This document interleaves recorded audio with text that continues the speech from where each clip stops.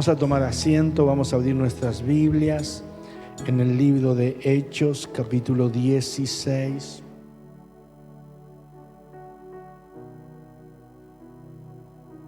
Pablo y Silas llegaron a Filipo y comenzaron a predicar en la sinagoga, comenzaron a predicar en diferentes lugares.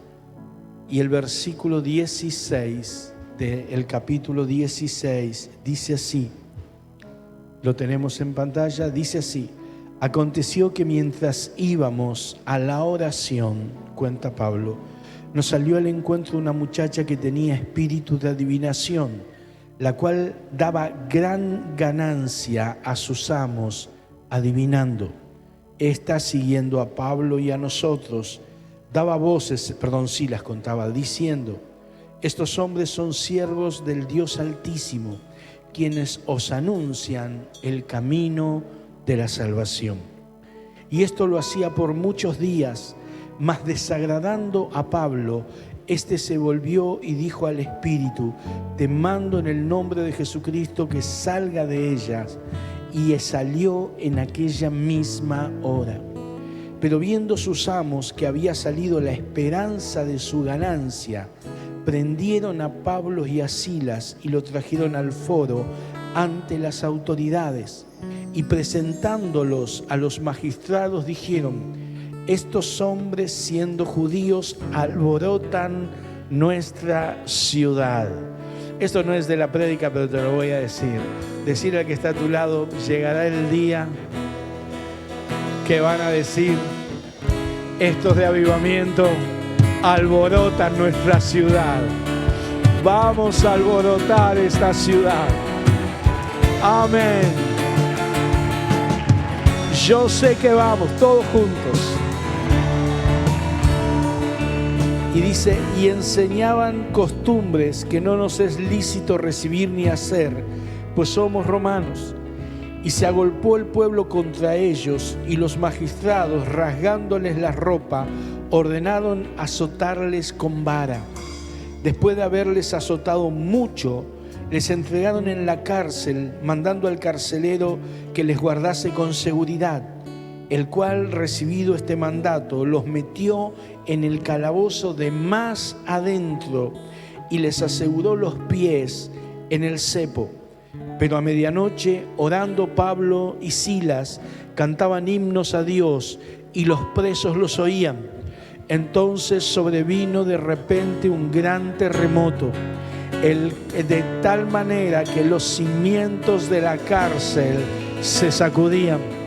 Y al instante se abrieron todas las puertas y las cadenas de todos se soltaron. Despertando el carcelero y viendo abiertas las puertas de la cárcel, sacó la espada y se iba a matar, pensando que los presos habían huido. Mas Pablo clamó a gran voz diciendo: no te hagas ningún mal, pues todos estamos aquí. Él entonces, pidiendo luz, se precipitó adentro y temblando se postró a los pies de Pablo y de Silas, y sacándoles les dijo: señores, ¿qué debo hacer para ser salvo? Y ellos le dijeron: cree en el Señor Jesucristo y serás salvo tú y toda tu casa. Amén. Esa es una promesa que todos tenemos que tomar. Serás salvo tú y toda tu casa. Amén. Bien.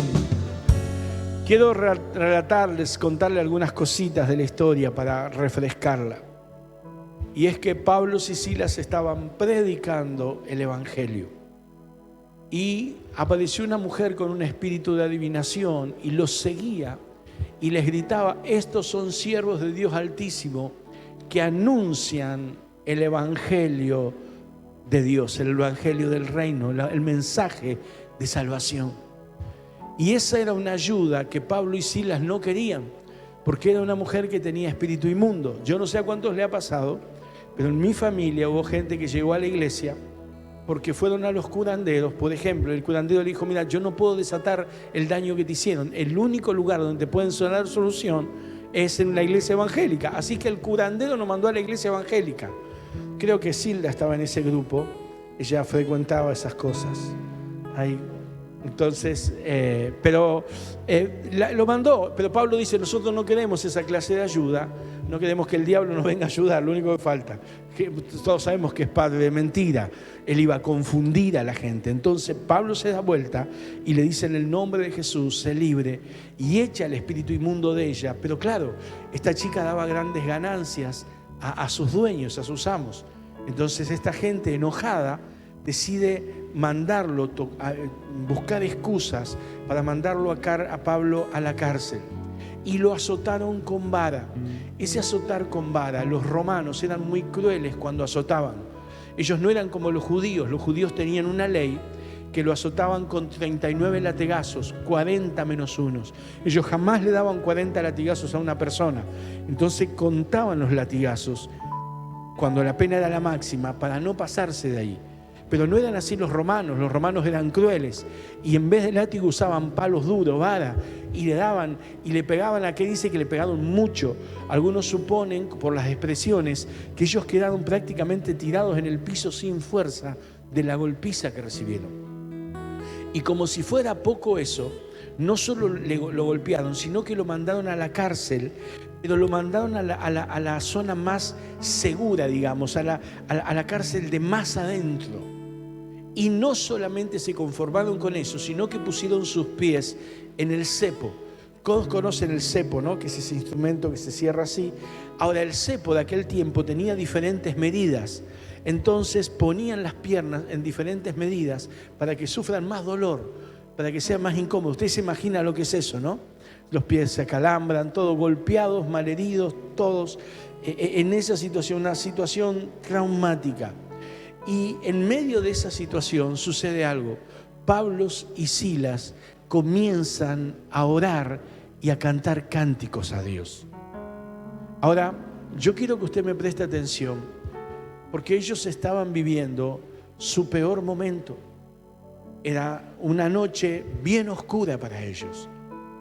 Ellos habían caído en ese lugar injustamente. Lo único que malo, entre comillas, que habían hecho era predicar el mensaje de salvación. Y predicando ese mensaje de salvación son llevados a esta condición. Cualquiera de nosotros podríamos decir que si Pablo y Silas estuviesen enojados con Dios o estuviesen afligidos o en la situación que estuviese, hubiese justificado. Quizás por su mente han pasado muchas cosas. Ellos han dicho, ¿cómo puede ser que nosotros estamos predicando el mensaje de Dios y nos pasa esto? Están sucediendo milagros, estamos viendo la mano de Dios, la gente ve la mano de Dios y encima nos tiran a la cárcel, nos golpean, nos azotan.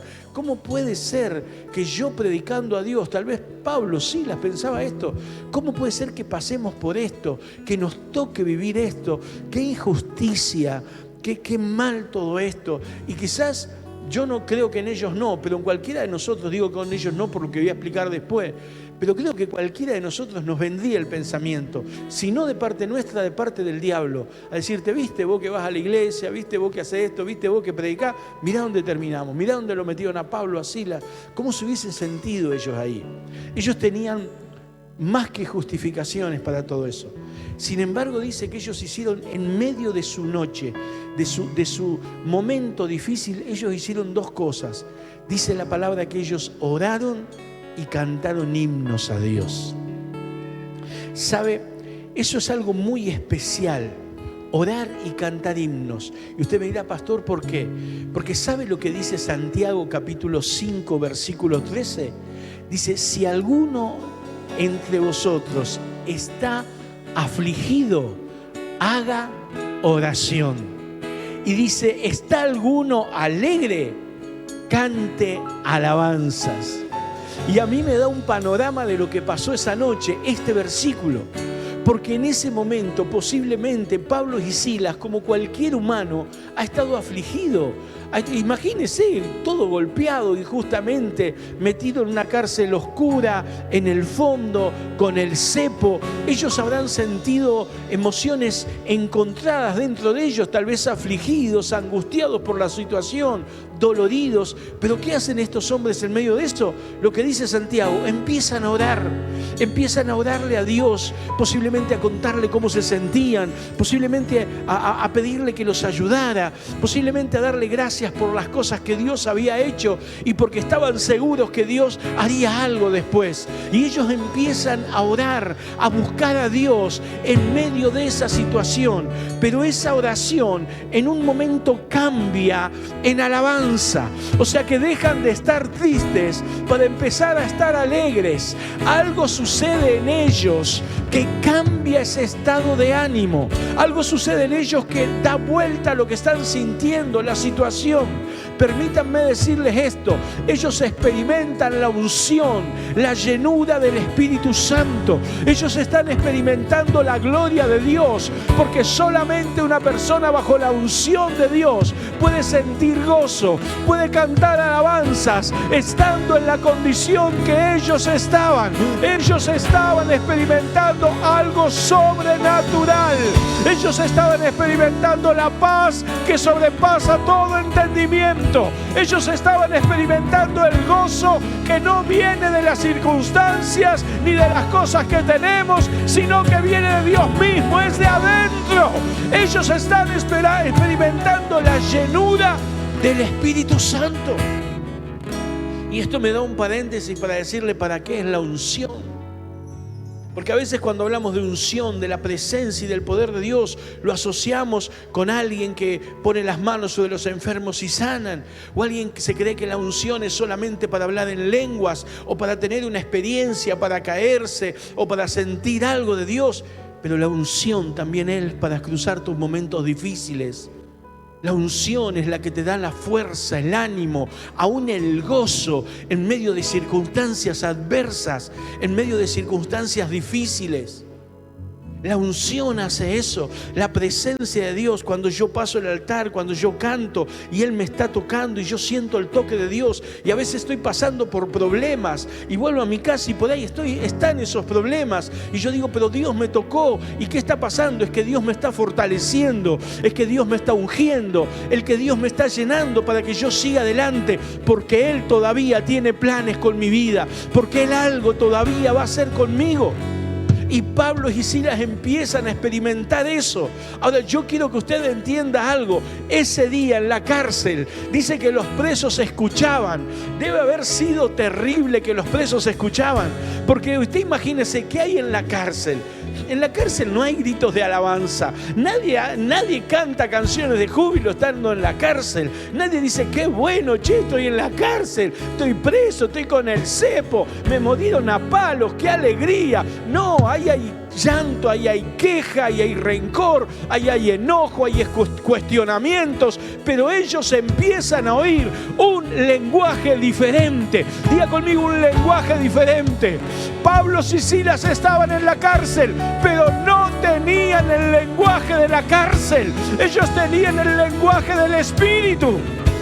Eso fue impresionante. Yo antes de venir para acá estaba mirando algunas cosas con las cuales Dios también habló a mi vida. Porque en estos días habló a mi vida con este pasaje, pero hoy más todavía. El lenguaje de ellos no era el de la cárcel.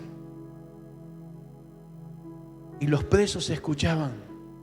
Y fíjese que ninguno de los presos se movió, porque algo estaba pasando en ellos también.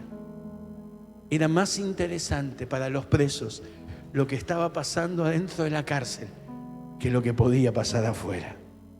Ninguno se escapó. Y el carcelero saca la espada para matarse. ¿Sabe por qué él hace eso? Porque en aquella época el carcelero era el que cuidaba a los presos, el que los tenía ahí. Y si un preso se le escapaba, ellos tenían que pagar la condena del preso que estaba ahí adentro, del que se había escapado. Entonces él dice, se me escaparon todos. ¿Qué hace? Saca la espada para matarse. Prefiere matarse a vivir cumplir la condena de todos ellos. Entonces ahí lo paran y dicen, ninguno se fue. Yo digo, el carcelero, claro, ¿cómo no va a caer arrodillado delante de Pablo y decirle, muchacho, ¿qué hago para ser salvo? Ninguno se fue. ¿Qué está pasando? ¿Qué está sintiendo esta gente? Pero le voy a decir lo más maravilloso de todo. No es lo que vivió el carcelero, no es lo que vivieron los presos, ni siquiera es lo que vivieron Pablo y Silas. Lo más maravilloso de todos, al menos para mí, yo me imagino la imagen del cielo. Yo me imagino a dos siervos de Dios que son encarcelados injustamente, golpeados, puestos en el cepo, llevados a la cárcel, y que en lugar de renegar, de quejarse, en lugar de cuestionar a Dios, ellos empiezan a alabar, empiezan a orar, y de orar empiezan a alabar a Dios. Y yo me imagino a Dios en el cielo, mirando eso. ¿Sabes? Yo no sé vos, pero yo veo, decir conmigo, Dios no aguantó. Bueno, ahora decirlo con convicción, Dios no aguantó. Estamos. Willy, llega más o menos, falta un poquito más. Falta un poquito más. Decirle que está al lado, Dios no aguantó. Dios no aguantó.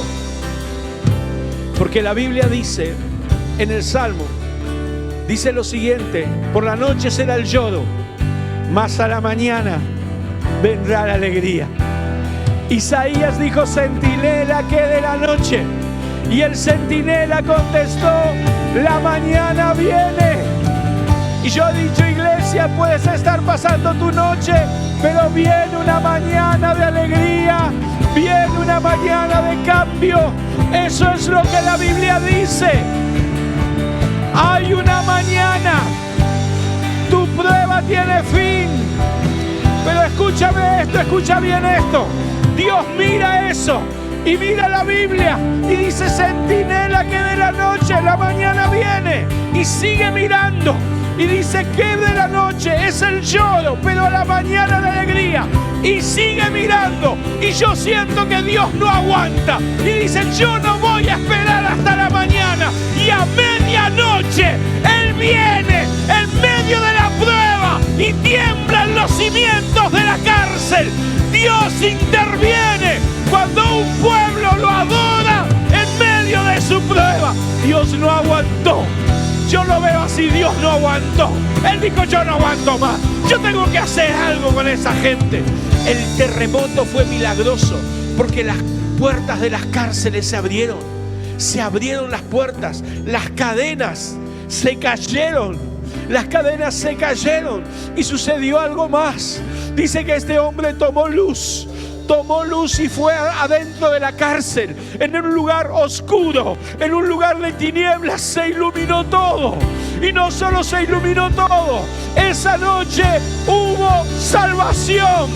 El carcelero, su casa, los presos, todos tuvieron un encuentro con Dios. Iglesia, yo vine a decirte algo. En los días que vienen, bajo la unción, Dios va a abrir puertas en medio de tu tormenta, en medio de tu noche. Dios abrirá puertas de salvación. Dios te la va a abrir. Puertas de salvación. No va a esperar a la mañana, en el medio. Dios te va a visitar. Puertas de salvación. Escúchenme bien, las cadenas se van a romper. Yo estoy contento con esto que van a empezar con las adicciones, porque las cadenas se van a romper. En tu familia, en tu vida, las cadenas se van a romper. Y no solo de adicciones, cadenas que han estado por años atando a personas, emocionales, espirituales, económicas, se van a romper. Escúchame bien, yo lo creo con todo mi corazón. En el próximo tiempo, tu tiniebla cambiará en luz. Decirle al que está a un lado, Dios cambia tu tiniebla en luz. Las tinieblas que han estado sobre nuestras vidas, sobre nuestros hogares, se van a mudar a la luz.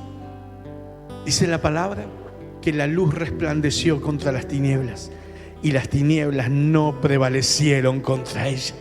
Yo te anuncio un cambio de realidades en tu hogar. Yo te lo anuncio, las tinieblas se van a ir. Y por último, salvación. tú y toda tu casa, salvación. Yo creo esta palabra del carcelero, salvación.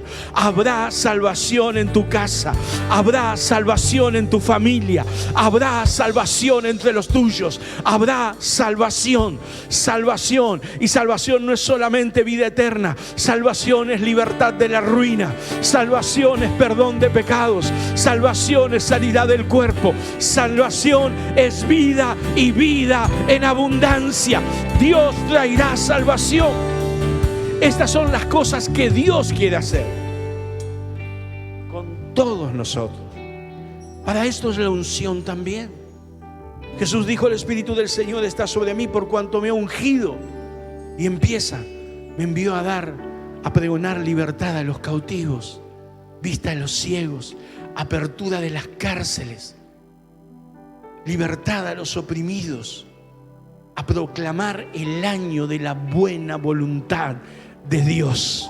Yo quiero que me ayude. Yo estoy emocionado de decirle a alguien: este es el año de la buena voluntad de Dios para tu vida. Yo necesito que me ayude. Este es el año de la buena voluntad de Dios para tu vida. Este es el año. Bien, no me están escuchando. Este es el año. Parate y agarra a alguien. Decirle: este es el año de la buena voluntad de Dios para tu vida. Este es el año de la buena voluntad para la vida de todos ustedes. Yo lo creo con todo el corazón. Buena voluntad de Dios. Dios está entre los que te ayudan. Dios está entre los que te ayudan. El año de la buena voluntad de Dios. Este es el año, iglesia, de su buena voluntad para tu vida, para tu casa, para tu familia. Las cadenas se van a romper, las puertas se van a abrir, las tinieblas se van a ir y habrá salvación entre nosotros. La habrá. Yo lo creo con todo mi corazón. Y lo mejor de todo es que Dios no aguanta más.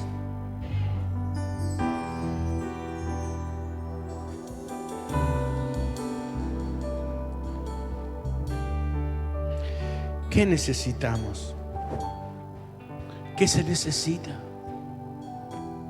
¿Qué hizo que Dios hiciera todo eso a medianoche? No aguantó ni hasta la mañana. A la mañana la alegría dijo: yo no aguanto más. A medianoche. Porque dijimos todo esto, pero ellos estaban en su noche más noche, en su momento más difícil que estaban viviendo. No era su mejor momento, era el peor. Pero Dios hizo esas cosas aún en su peor momento. Escúchame bien esto: la actitud. Te hablé tiempo atrás de la actitud. La actitud que tuvieron en medio de las tormentas. La actitud que tuvieron en medio de su lucha. Ellos no se quejaron, ellos no renegaron, ellos no cuestionaron. Ellos lo que hicieron es buscar a Dios. Ellos lo que hicieron ir a Dios con sus cosas, obviamente, todas las tenemos. Señor, ayúdame. Señor, me siento triste, saca esto, porque yo sé que vos estás en medio de esto. Señor, yo no te voy a cuestionar. Job, cuando perdió todo, pero nunca se halló despropósito alguno en él. Jamás. La esposa de Job le dijo, viendo la condición de él, le dijo: maldecí a Dios de una vez y listo. Y Job la reprende a ella por cómo había hablado. Esa actitud mueve la mano de Dios. Por eso Job fue restaurado al doble en todo. Porque nuestra actitud marca cómo vamos a atravesar la tormenta, cómo vamos a cruzar esa noche. Ellos, en lugar de hacer todo eso, oraron, buscaron a Dios, buscaron su presencia, buscaron que Él los ministre, buscaron que Él le dé la respuesta. Alabaron. ¿Sabe qué significa esa alabanza? Un lenguaje diferente. Ellos tenían un lenguaje diferente al de la cárcel. Ellos no hablaban lo que hablaban los otros presos. Ellos estaban hablando un lenguaje diferente. Iglesia, tenemos que hablar un lenguaje diferente. El lenguaje que habla el mundo es un lenguaje de desesperanza. El lenguaje que habla el mundo es un lenguaje de catástrofe. El lenguaje que habla el mundo es un lenguaje de odio, de venganza. Esos son los lenguajes que se hablan, de violencia. Eso es lo que estamos escuchando todos los días, que todo está peor o que va a ir peor, y lo que viene y lo que no viene. Estamos escuchando y no nos damos cuenta, pero la iglesia habla ese lenguaje y tenemos que empezar a cambiar el lenguaje. El lenguaje que tiene que estar en nuestra vida es el del Espíritu, porque las palabras que nosotros declaramos tienen vida, tienen muerte. Yo con la palabra puedo dar vida a nuevas realidades, o con la palabra puedo atraer nuevas realidades. Yo con esto no quiero volverme místico ni perseguidor de las cosas, pero yo quiero que entiendas esto: tu lenguaje marca mucho, porque tu lenguaje va a alimentar la fe o va a matar la fe. A veces nosotros no nos damos cuenta, pero hablamos el mismo lenguaje que el mundo. No hay diferencia. Decimos las mismas palabras que ellos. Yo me acuerdo cuando trabajaba también secularmente. Trabajaba en la iglesia y trabajaba secularmente. Y mi esposa me conocía cuando yo había estado tiempo hablando con gente. Y venía y me decía: esas no son tus palabras. Ese no es tu lenguaje. Estuviste demasiado tiempo hablando con gente o escuchando a gente que no tenías que escuchar. Porque yo venía acá y decía: esto no va más, acá no salimos adelante, no sé cómo vamos a hacer. Porque era el lenguaje que escuchaba y era el lenguaje que repetía. Y la iglesia no se da cuenta. La Biblia dice que la vida y la muerte están en poder de la lengua. Ellos tenían un lenguaje diferente, no estaban locos, no era gente que repetía cosas sin sentidos. Ellos eran personas que hablaban lo que Dios hablaba, hablaba lo que el Espíritu hablaba. No era un lenguaje inventado, no era un lenguaje de fantasía, no eran cosas, sueños incoherentes, era palabra del Espíritu. Cuando uno habla el lenguaje del Espíritu, uno atrae las cosas del Espíritu. Y el lenguaje del Espíritu no es hablar en lengua por la calle ni hacernos el espiritual. El lenguaje del Espíritu simplemente decir: mirá, yo sé que Dios hará algo, yo sé que Él va a intervenir en mis cosas, yo sé que tengo un Dios que provee, yo sé que tengo un Dios que es misericordioso, yo sé que tengo un Dios que no me va a soltar, no me va a dejar, yo sé que tengo un Dios que no va a permitir que sea probado más de lo que puedo resistir, y sé que tengo un Dios que juntamente con la prueba me dará la salida. Y yo sé que tengo un Dios que me perdona, que me ama y que ama mi prosperidad y que me hará bien, mucho bien, mucho bien. Un lenguaje del Espíritu. Lo necesitamos. A veces repetimos muchas palabras que escuchamos. Ellos tenían un lenguaje diferente, una actitud diferente. Ellos buscaban a Dios. Y cuando Dios vio eso, Él dijo: yo sé que dije que a la mañana vendrá la alegría. Yo sé que dije que la mañana viene, pero yo no puedo aguantar. Y a medianoche, en la mitad de su prueba, quizás cuando la prueba era más difícil, yo creo que son los momentos más difíciles. En el medio, cuando los discípulos dijo: vamos al otro lado, llegaron a la mitad y se desató la tormenta. En el momento más difícil, iglesia, yo quiero decirte algo: prepárate para ver salidas aún en los momentos más difíciles. Eso tiene que ver expectativas. Estos días estuve con una persona y le dije: una clave para la doble unción. Yo no sé quién quiere más unción, pero hay una clave para la unción. Hay una clave para la presencia y el poder de Dios.